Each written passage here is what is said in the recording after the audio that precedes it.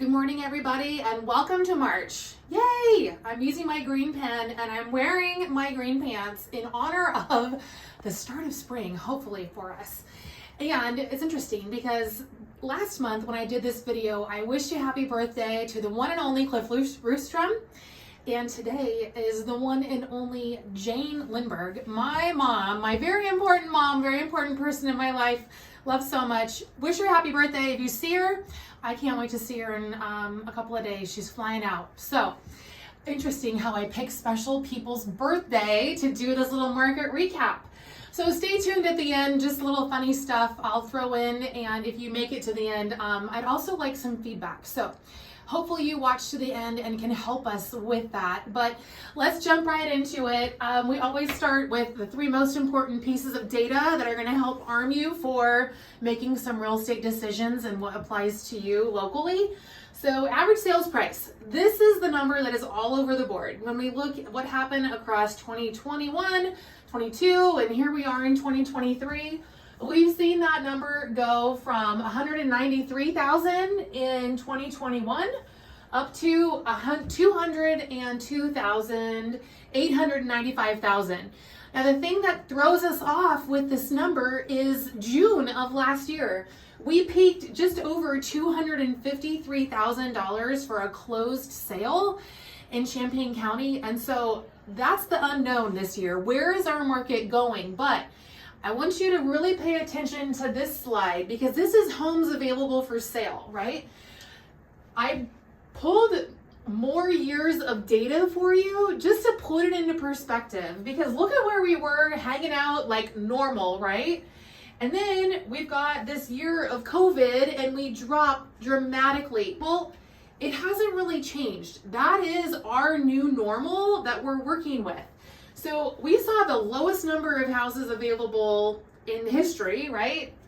Certainly since I've been in the business, which was in 2010, right after the Great Recession. And boy, we had a lot of homes available at that time.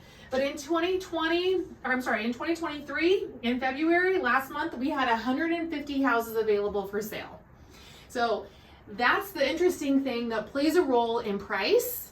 It's the original supply and demand law that we all learned in economics. So do I think that prices are gonna come up? And they have to, because I think the supply and the low number of houses available for sale is gonna drive that price up, especially right here. So this next chart are houses that are under contract.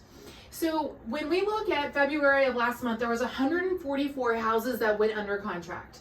That number last year was 182. Might have been because there were more houses to choose from, might have been because interest rates hadn't hiked 8 times in 1 year in that month, and buyers were smart in getting under contract. Here's the key takeaway. You need to be ready for this predictability, right? So when we look year over year, we know the peak months of buyers going under contract are going to be March, April, May, and June. It's the same 3-4 months every single year. And what I found really interesting, because I did a little research, actually Lindy, my 11-year-old, reminded me that 3 years ago this Friday, one of her very good friends came over for a sleepover. When we got to school the next week is when COVID hit and happened, and our lives totally changed. That was 3 years ago. But the crazy thing is, the same number of houses sold, right? These charts are still an indicator that March, April, May, and June, no matter if there is a pandemic happening or not, are when real estate sales in this market. So I don't have a magic ball or a crystal ball, but what I do have is history and data that I'm going to share with you. So here are a couple tips. This is where it's going to get really fun. Here are a couple tips for buyers. And these are my own personal projections and what I think you need to be doing because I'm helping both buyers and sellers navigate this market right now. If you are a buyer, you need to be ready. You need to have your pre-approval ready to go. If you got pre-approved last year, last fall, or whenever you were looking in the past, get that outdated. It only lasts for 90 days and interest rates have changed. Your credit score may have changed. So don't wait for the right house to come on the market for you to think, oh, I should probably reach out to my lender. Do it now. Be ready to go. Okay? And you're going to have some big competition. That is because the inventory is so low. So be ready to come in with your highest and best offer right away. Be ready to be thinking, this house is going to sell with multiple offers. I need to decide. So whatever math you need to do to make sense in the black and white numbers, do that. Do that before you go out and see the property. Get real serious, because that's how fast our market's going to move with the low number of houses available for sale. All right, here's my tips for sellers. If you are a seller, get on the market ASAP. The months when houses sell the most are March, April, May, and June, right? So this is your time. Get on the market. We can have a conversation as soon as you're ready. I'm ready. I am here. I am ready. We're looking at all this data. This is what we predict every single year. So call me. Let's do it.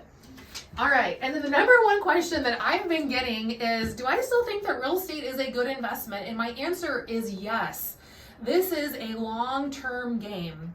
And for those of us who think big picture, who think long term, you're in it for the long term with real estate. It is way more stable right now than the stock market is, but let's look long term, and you're going to even agree with me more. So here are the two things that you do not have control over. If you owned property, these would not even be variables in your decision. But the first one is rent. If you are a renter, what happens every year? Your rent goes up. You can count on that happening every single year. Your lifestyle probably goes up also, so you're going to be looking for a better rental, which means you're going to be paying more money, okay? The second thing is interest rates. We have zero control over interest rates if you're a renter. That doesn't really matter that much if you're renting, but stabilize your life. Lock in with an interest rate and a plan for you and for your family and or those who you care about, and stabilize your life by owning a piece of real estate that you know will appreciate over time, by eliminating that where's my rent going to jump up to unknown number. And then if the rates change down the road, refinance. How many of you are going to stay in a 30-year mortgage and who are worried about this 7% interest rate? You're going to refinance. Rates will figure themselves out. The feds will figure themselves out. We hope so, but rates will, and then you're going to refinance. So for those of you who stuck around for the funnies at the end of the video, thank you very much. I would love to hear your feedback by asking some more questions, and I will address those in this video every month, like what my projections are. So if you have a specific question that you want me to handle, please put it in the comments, or you can send me a message and I'm happy to incorporate that. But I started giggling this morning because I'm wearing the same brown colored sweater that I do every time. It's not really a sweater. I mean, it's the same color, right? So this one happens to have the buttons. I've had my shacket on the last couple of months. I've had my one with a fancy collar and some leopard print sleeves, but it's just interesting to me. So maybe as we get into the April market recap, I'll start to rethink my wardrobe. And if you have any tips, let me know. So happy birthday, Mom. If you're a seller, let's get on the market. If you're a buyer, be ready to go. That's my tips for you today. All right, everyone, thanks so much for hanging in there. See you later.